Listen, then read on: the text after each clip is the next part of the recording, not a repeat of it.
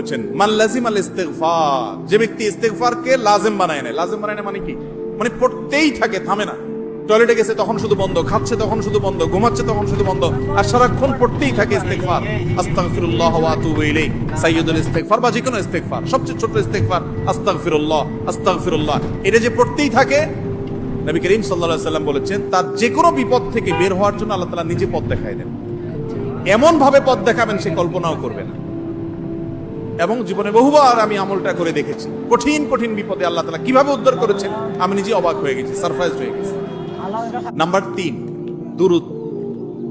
দুরুদের ক্ষেত্রেও হাদিসে একই কথা বলা আছে, যে ব্যক্তি দুরুদ বেশি বেশি পড়বে ওই ব্যক্তির সমস্ত পেরেশানি থেকে মুক্ত হওয়ার জন্য এই দুরুদ যথেষ্ট হয়ে যায়। তাহলে 3টা আমলের কথা বললাম, দোয়া ইউনুস, লা ইলাহা ইল্লা আনতা সুবহানাকা ইন্নী কুনতু মিনাজ জালিমিন, আরেকটা হলো ইস্তিগফার বেশি বেশি, আরেকটা হলো